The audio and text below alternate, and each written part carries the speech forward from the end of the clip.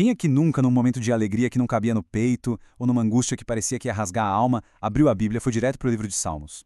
Eu arrisco dizer que quase todo mundo. Para muita gente, Salmos é o coração da Bíblia, sabe? É um refúgio, um espelho onde a gente vê a nossa própria alma com toda a sua bagunça e toda a sua complexidade na relação com Deus. A gente acaba tratando o livro como uma espécie de playlist de vida. A gente escolhe a música certa para cada momento. Tá triste? Tem um salmo de lamento. Tá feliz? Tem um salmo de louvor. Mas e se eu te disser que essa forma de ler, apesar de não estar errada, talvez nos faça perder o principal? E se a gente estivesse olhando tanto para as árvores que não conseguimos ver a grandiosidade da floresta? E se o Saltério fosse muito, mas muito mais do que só uma coleção de poemas? E se ele fosse, na verdade, uma obra-prima teológica, uma verdadeira catedral de palavras, que foi organizada com todo cuidado, com uma mensagem única e uma narrativa que nos leva numa jornada? É exatamente essa a nossa proposta hoje. Vamos juntos desvendar essa arquitetura da fé que existe no Saltério, tratando ele não como uma coletânea, mas como um livro completo, com começo, meio e fim, que nos guia do lamento mais profundo ao louvor mais contagiante. Então, vamos direto ao ponto. No centro dessa construção magnífica, dessa catedral teológica, existe uma pergunta que pulsa. Uma pergunta que não só atravessa os séculos, mas que ecoa dentro de cada um de nós de um jeito muito pessoal e muitas vezes doloroso. É aquela pergunta que a gente talvez já tenha feito baixinho no escuro do quarto ou gritado em silêncio no meio de uma dificuldade. Por quê? Por que no mundo que a gente acredita ser governado por um Deus que é bom e justo, parece que os maus levam a melhor? Parece que eles prosperam, ganham poder, zombam de tudo, enquanto quem tenta andar na linha, quem tenta ser justo, enfrenta sofrimento, perseguição, dor. O Sotério não trata essa questão como um quebra-cabeça de filosofia para a gente resolver com a cabeça. Não é um debate teórico. Ele apresenta essa questão como um dilema de vida ou morte, uma ferida aberta na alma de quem tem fé. É uma pergunta que não é só para ser pensada, é para ser vivida, para ser orada, para ser cantada e nos momentos mais sinceros, para ser gritada na direção do céu. É a tensão central entre a fidelidade que Deus prometeu e a realidade dura e às vezes caótica que os nossos olhos veem. E é justamente seguindo a pista de como o Saltério encara, processa e, finalmente, responde a essa tensão que a gente vai descobrir a sua mensagem mais poderosa e transformadora. Ok, para a gente poder fazer essa viagem, a gente precisa de uma ferramenta, um conceito que é fundamental. O acadêmico David Firth, que é a base principal do nosso estudo aqui, destaca uma diferença crucial, que outros estudiosos como J. Clinton McCann também trabalharam muito: a diferença entre a teologia dos Salmos e a teologia do Saltério.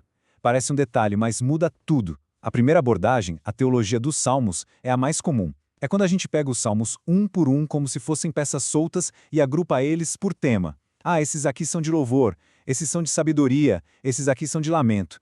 E a partir desses grupinhos a gente constrói uma teologia. Não é que esteja errado, mas é como estudar os tijolos, as janelas e as portas de uma catedral de forma separada. Você conhece as partes, mas perde a visão do todo. A segunda abordagem, que é a que a gente vai seguir aqui, e que está representada pela imagem da catedral inteira, olha para a obra completa. Ela parte de uma ideia revolucionária. A ordem dos 150 salmos não é aleatória. Os editores, os compiladores do Saltério, agindo sob inspiração de Deus, tinham um objetivo teológico, um roteiro. Eles organizaram os poemas para contar uma história, para guiar quem lê através de um argumento que vai se desenrolando. A nossa missão, então, não é só analisar os poemas, mas entender a mensagem do livro como um todo que tem coerência e uma intenção clara. Muito bem, então aqui está o mapa da nossa exploração. A gente vai seguir a própria estrutura narrativa que o Saltério propõe. Primeiro, vamos firmar essa ideia do livro como uma jornada teológica. Depois, vamos direto para os fundamentos, os Salmos 1 e 2, que apresentam os personagens principais dessa história, os justos e os ímpios.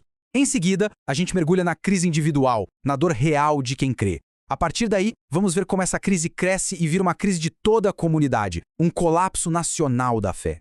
E então vamos investigar a resposta que o livro dá, que, vou adiantando, não é uma solução fácil, mas uma virada de chave, uma mudança de perspectiva para o reino eterno de Deus. E para fechar com chave de ouro, a gente vai celebrar com o Saltério o seu destino final, o grande triunfo do louvor universal. Vamos nessa? Iniciamos, então, nossa primeira etapa. O ponto de partida é este. O Saltério não é um acidente, uma bagunça editorial. Ele foi organizado de propósito, com arte e com teologia, para ser uma resposta pastoral, um ombro amigo para a questão mais difícil da vida de fé: como é que a gente continua confiando na fidelidade de Deus quando o mundo à nossa volta parece gritar o contrário, quando a injustiça parece estar ganhando de lavada? O livro inteiro é uma meditação profunda, com várias camadas, sobre essa luta. Vamos aprofundar um pouco mais essa abordagem. O saltério, como David Firth argumenta, lida com o que a gente chama de teodiceia, aquela pergunta de $1 milhão. Se Deus é bom e todo-poderoso, por que o mal existe e muitas vezes prospera? Mas o livro faz isso de um jeito único. Ele se recusa a transformar isso num debate frio, abstrato, de sala de aula. A luta com a aparente vitória dos maus é, antes de mais nada, existencial. Dói na pele, tira o sono, afeta a vida real. Por isso, a resposta do saltério também não é um tratado de filosofia, mas sim um guia de oração. É uma questão para ser vivida, para ser processada em conversa com Deus e, por mais estranho que pareça, para ser louvada. Mesmo naqueles salmos que parecem mais cabeça, como o 37, o 49 e o 73, a conexão com a vida prática nunca se perde. A experiência e reflexão andam de mãos dadas, uma alimentando a outra. Nosso objetivo, portanto, é traçar essa jornada, que é ao mesmo tempo da alma e da mente, através dos 5 livros que formam o saltério, observando como ele nos move com o método de um lugar de angústia para um lugar de esperança firme, uma esperança inabalável. Então, se a gente pudesse resumir o motor da história toda em uma frase, seria esta. O fio condutor, a energia que move a narrativa do saltério do começo ao fim, é essa tensão constante. Esse atrito entre duas coisas que parecem não combinar. De um lado, a gente tem a promessa da aliança, a fidelidade de Deus que não muda. Do outro lado, a gente tem a realidade caótica, injusta, dolorosa, que as pessoas que se agarram a essa promessa vivem no dia a dia. Entender essa tensão é a chave que abre a porta para a mensagem mais profunda do livro. E para a gente entender a tensão, a gente precisa conhecer os personagens principais desse grande drama da fé. E isso nos leva direto para a nossa segunda sessão, onde a gente vai olhar para os alicerces. Se o saltério é esse grande edifício teológico, os Salmos 1 e 2 são a sua fundação. E não é só uma introdução bonita, poética. Eles são a lente, os óculos que a gente precisa colocar para ler todo o resto do livro. É através deles que tudo vai fazer sentido. Eles estabelecem que na vida só existem 2 caminhos e definem quem são os protagonistas desse drama, os justos e os ímpios. O que é fascinante aqui é como os Salmos 1 e 2 conversam entre si. Eles se completam.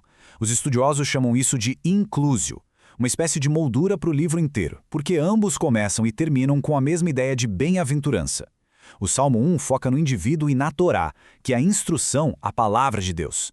O justo, como a gente vê na imagem da árvore forte, cheia de vida, está com as raízes fincadas na palavra. O resultado? Estabilidade, vida, fruto. Já o ímpio, por outro lado, é como a palha seca, a moinha, que o vento leva embora, como a imagem ao lado mostra também. Não tem raiz, não tem peso, não tem destino. Aí vem o Salmo 2 e amplia o foco. Agora não é mais só o indivíduo, são as nações, os governos e a figura do rei, o Messias, o ungido de Deus. As nações se rebelam, elas não querem a autoridade de Deus. E qual a resposta de Deus? Ele estabelece o seu rei em Sião. Juntando os dois, o que eles nos dizem é o seguinte: o governo de Deus no mundo acontece através de 2 coisas: sua palavra, a Torá, e seu rei, o ungido. O caminho do justo é se submeter a ambos. O caminho do ímpio é dizer não obrigado para os 2. E aqui, pessoal, está uma das chaves de leitura mais importantes que o Firth nos dá. Prestem muita atenção. Quando a gente ouve as palavras justo e ímpio, o nosso cérebro moderno vai logo para uma caixinha moral, pessoa boa contra pessoa má. Mas no saltério, a definição é, antes de tudo, relacional. Não é sobre ter uma ficha limpa, ser perfeitinho.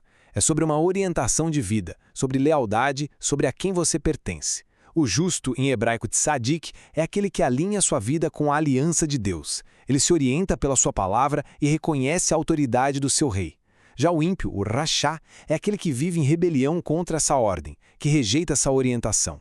A pergunta central não é você é moralmente perfeito, mas sim a quem você é leal, debaixo de qual reinado você vive. Essa definição relacional é absolutamente decisiva para a gente entender a profundidade dos lamentos que vêm a seguir. E a moldura que abre o livro se fecha com essa promessa poderosa. Depois de mostrar que a rebelião das nações é inútil, o Salmo 2 faz um convite: beijai o filho, que quer dizer submetam-se ao rei ungido. Por quê? Porque a verdadeira bem-aventurança, aquela vida estável, com propósito, cheia de fruto, descrita no Salmo 1, só é encontrada na confiança nele. Confiar no ungido de Deus é a resposta para a rebelião do mundo e é o único caminho para a vida de verdade. Essa é a tese, a grande afirmação que o saltério coloca na mesa logo de cara. O resto do livro vai testar, vai esticar essa tese ao limite, e no final vai provar que ela é verdadeira, mesmo diante da realidade dura do sofrimento e da injustiça.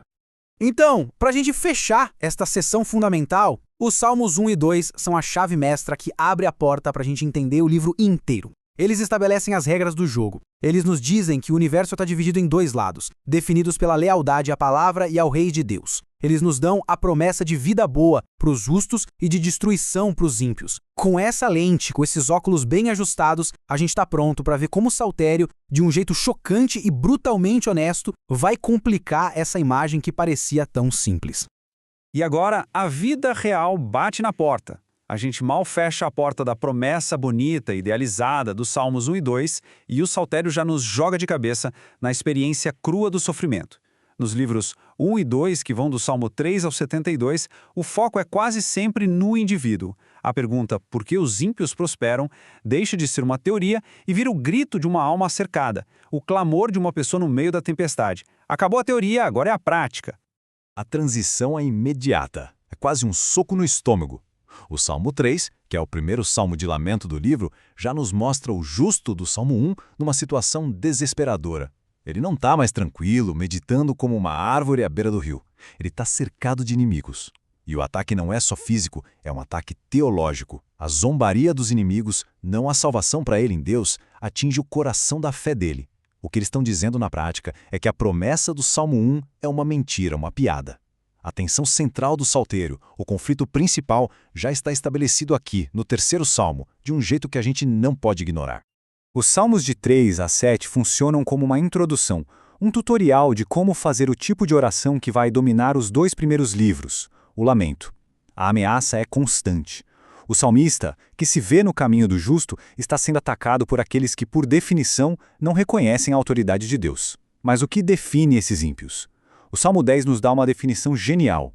É uma espécie de ateísmo prático. O ímpio não é necessariamente alguém que filosoficamente nega a existência de Deus. Ele pode até ser religioso, frequentar o templo. Mas, lá no fundo do coração, ele diz: Deus não está nem aí, ele não está vendo, ele não vai fazer nada. Ele vive como se Deus não fosse um fator real na equação da vida. Diante disso, qual é a esperança do justo? O Salmo 14 dá uma resposta direta. Quem pensa assim é um tolo. Para o saltério, maldade e tolice são duas faces da mesma moeda, porque as duas se baseiam em negar a realidade mais fundamental do universo, o fato de que Deus reina. Só que o saltério é honesto demais com a gente para nos deixar numa zona de conforto com uma divisão simples de nós os bonzinhos contra eles os malvados. A história se aprofunda e fica mais complicada de um jeito que é desconfortável, mas muito necessário. E se a linha que separa o justo do ímpio não estiver entre pessoas diferentes, mas cruzar o coração de cada um de nós?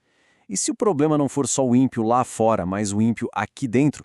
E se a pessoa que está orando, o próprio fiel, o membro da comunidade da aliança, for o transgressor? E o exemplo mais forte, mais comovente disso é o Salmo 51. O próprio título do Salmo nos lembra do pecado terrível de Davi com Batseba e o assassinato de Urias. Esse salmo é a oração de alguém que sabe que está errado, que é culpado. A oração não é de alguém que está sendo atacado por ímpios. Ele agiu como um ímpio. Ele é a causa do problema. Davi, o rei ungido, o modelo do justo, se revela como o grande transgressor. Esse salmo é um dos pontos mais profundos do livro porque ele reconhece que o pecado e a impiedade são um problema interno, dentro do povo de Deus. A oração aqui não é por justiça contra os outros, mas por misericórdia para si mesmo. Cria em mim, ó Deus, um coração puro. Me devolve a alegria da tua salvação. E aqui está a grande boa notícia, o evangelho pulsando no meio do saltério. O livro nos mostra que tem esperança mesmo na queda mais feia. O Salmo 51, com esse pedido desesperado por perdão, faz um contraste direto com o Salmo 52, que descreve o ímpio arrogante que se orgulha da maldade que faz. A diferença entre os dois não é a ausência de pecado, mas a resposta que se dá a ele. Um se arrepende e busca a misericórdia de Deus, o outro se afunda na sua rebelião. O saltério afirma que a graça de Deus é tão poderosa que ela pode, como essa imagem sugere de forma linda, transformar o ímpio, que está curvado pelo peso do seu erro, em justo, restaurado, de pé de novo pela misericórdia. A nossa identidade não é fixa, ela pode ser refeita pela graça que perdoa. Resumindo então esta sessão tão intensa, os dois primeiros livros do Saltério nos levam para o campo de batalha da fé de cada um. Eles validam a nossa dor, o nosso choro, dando voz e legitimidade para a nossa própria angústia. Eles definem a impiedade não como um defeito moral qualquer, mas como um ateísmo prático que simplesmente ignora que Deus é rei. E o mais importante de tudo, eles nos mostram a complexidade do nosso próprio coração, revelando que a graça de Deus que perdoa é a única esperança não só para o mundo lá fora, mas para nós mesmos, o povo da aliança, quando a gente falha. Se até agora a nossa jornada foi bem pessoal, explorando a dor e a redenção do indivíduo, o Saltério agora nos força a encarar uma realidade ainda mais desavastadora. A gente vai para um lugar mais escuro. O livro 3, que vai do Salmo 73 ao 89, dá um zoom out. A crise deixa de ser do eu e passa a ser do nós. A crise não é mais pessoal, ela é coletiva, nacional. Esse é o ponto de virada, o coração da crise teológica de todo o livro de Salmos, onde aquela pergunta inicial sobre a prosperidade dos ímpios chega no seu ponto mais alto, mais doloroso e desesperador. Ouçam só o tom desses lamentos. A dor aqui é de outra escala. Não é mais um inimigo pessoal, mas exércitos inteiros invadindo. Não é a casa do salmista que está em perigo, mas o próprio templo de Deus que foi profanado, destruído. E a pergunta atinge o coração da identidade de Israel como povo de Deus. O Salmo 89 talvez seja o mais chocante de todos. Ele começa lembrando da aliança eterna que Deus fez com Davi e depois, de forma brutal, descreve a realidade. O rei foi derrotado, a coroa dele foi jogada na lama. A pergunta final, dita com uma voz cheia de angústia e sem entender nada, é de cortar o coração. Senhor, cadê as tuas promessas? Onde foi parar aquela fidelidade que o Senhor jurou a Davi? Vamos entender a estrutura do livro 3. Ele começa com o Salmo 73, onde o indivíduo, Asaf, está lutando com a prosperidade dos ímpios e encontra uma paz, uma resolução quando entra no santuário de Deus e entende a perspectiva divina. Ele compartilha isso para fortalecer a comunidade. Só que o resto do livro 3 joga uma sombra terrível sobre essa solução. Porque a pergunta que vem é, e se o próprio santuário for destruído, como o Salmo 74 descreve? E se a linhagem do rei, que era o outro pilar da esperança, for quebrada, como o Salmo 89 lamenta? A dor se torna coletiva, provavelmente refletindo a catástrofe nacional do exílio na Babilônia. A questão não é mais, Deus vai me salvar? Mas sim, será que Deus abandonou a sua aliança com o seu povo? Se os dois pilares do reino de Deus na terra, a presença no templo e o governo do rei que a gente vê aqui em ruínas, desmoronaram, onde é que a gente vai encontrar esperança? O dilema é total.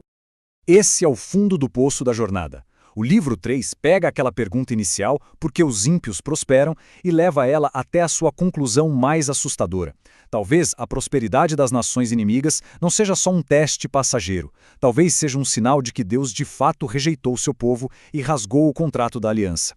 É um sentimento de abandono divino que ecoa em muitas lutas coletivas, inclusive na nossa busca por justiça e ordem aqui no Brasil. Quando as estruturas que deveriam garantir segurança e bênção parecem falhar completamente, a pergunta do Salmo 89 se torna terrivelmente atual. Senhor, onde estão as tuas promessas? Resumindo, o livro 3 é o vale da sombra da morte teológico do Saltério. Ele não tem medo de colocar em palavras a dor mais profunda, a dúvida mais sombria da comunidade de fé. Ele termina não com uma resposta, mas com uma pergunta angustiante que fica ali, ecoando no silêncio. A aparente falha da aliança com Davi deixa quem lê num suspense agonizante. A fidelidade de Deus foi colocada em xeque. E agora, como é que o livro vai conseguir se recuperar desse abismo? Depois da escuridão e do silêncio do livro 3, o livro 4, que vai dos Salmos 90 a 106, representa a grande virada de chave, o amanhecer teológico. A resposta para a crise não vai ser uma reversão imediata das coisas. Não vai ter uma solução mágica para os problemas da Terra. Em vez disso, o Saltério nos convida para uma mudança radical de perspectiva, para tirar os olhos da crise aqui no chão e elevar o olhar para a realidade que não muda, a realidade gloriosa do reino eterno. O tom aqui muda, fica mais esperançoso, mais majestoso. A resposta começa de um jeito surpreendente. Não com um salmo de Davi, o rei, mas com uma oração de Moisés, o legislador, lá no Salmo 90. E essa escolha é de propósito. Os compiladores nos levam para trás no tempo, antes de ter rei, antes de ter templo, para nos lembrar de uma perspectiva muito maior. Moisés ora, e a sua oração diz: 1000 anos para ti são como o dia de ontem que passou. A primeira parte da resposta é essa. A gente precisa adotar a perspectiva de tempo de Deus. A nossa crise, que para a gente parece o fim do mundo, é um piscar de olhos para o Deus eterno. O Salmo 105 vai reforçar isso, lembrando que a aliança de Deus vale por 1000 gerações. Pensem na escala disso. A resposta para a nossa crise urgente começa com a paciência de uma fé que confia no tempo soberano de Deus. E então, a partir dessa perspectiva eterna, o livro 4 explode com o seu tema principal, um verdadeiro grito de guerra teológico que ecoa com poder e majestade nos Salmos 93 a 99. YHWH Malak, o Senhor reina. Essa é a resposta direta e poderosa para a crise do Salmo 89. O rei da linhagem de Davi pode ter falhado, o trono dele pode estar no pó, mas o trono de Deus está firme desde a eternidade. O reinado de Deus não depende de um rei humano ou de um templo de pedra. Ele é o rei do cosmos, soberano sobre toda a criação e sobre todas as nações rebeldes. A esperança não está na restauração do pequeno reino de Judá, mas no reconhecimento do reino universal e eterno de Deus, que nunca foi e nunca será abalado. Vamos detalhar os argumentos do livro 4. Primeiro, tem essa mudança de foco, que é crucial, sair da crise da aliança com Davi para a soberania do Rei Eterno. Segundo, o livro nos convida a reler a nossa própria história. Os Salmos 105 e 106 fazem exatamente isso, recontando a saga de Israel desde Abraão. O Salmo 105 foca na fidelidade de Deus, que nunca falha. Já o 106 foca na infidelidade do povo, que sempre falha. A conclusão é chocante, mas libertadora. A crise que eles estavam vivendo não era um sinal de que Deus tinha falhado, mas só mais um capítulo na longa história da paciência de Deus com um povo rebelde. Isso nos leva ao terceiro ponto, a confissão comunitária. Assim como no Salmo 51, o Salmo 106, no verso 6, declara: "Nós pecamos assim como os nossos pais." A comunidade reconhece a sua própria impiedade. E, finalmente, a esperança da restauração. Mesmo no cativeiro, o Salmo termina celebrando que Deus se lembrou da sua aliança e da sua Hassed, sua bondade, sua misericórdia, seu amor leal, e moveu o coração dos inimigos. A bondade de Deus é a esperança final. Resumindo, a quinta sessão nos mostra que a resposta do Saltério para a crise profunda do livro 3 não é uma promessa de que o sofrimento vai acabar amanhã. A resposta é a proclamação de que existe um rei soberano que nunca perdeu o controle. A esperança não é encontrada olhando para baixo, para as nossas circunstâncias destruídas, mas olhando para cima, para o trono eterno de Deus, que continua firme. É uma reorientação da nossa fé que nos liberta do desespero e nos ancora numa realidade muito maior e mais verdadeira do que a nossa dor do momento. E assim chegamos à sessão final, o clímax da nossa jornada.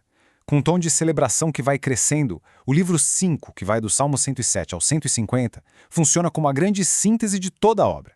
Ele pega todos os temas que a gente explorou, a Torá, a realeza, o lamento, a crise, a soberania de Deus, e empurra tudo isso em direção a uma resolução final, uma apoteose de louvor que alcança o universo inteiro. Se o livro 3 foi o vale e o livro 4 foi a subida da montanha, o livro 5 é o topo, de onde a gente consegue ver toda a paisagem com clareza e gratidão. O livro V costura todos os fios da narrativa de um jeito genial. Ele é ancorado naquele refrão que abre o livro e ecoa por toda parte. Deem graças ao Senhor, porque Ele é bom, porque a sua misericórdia dura para sempre. A bondade de Deus é a base de tudo.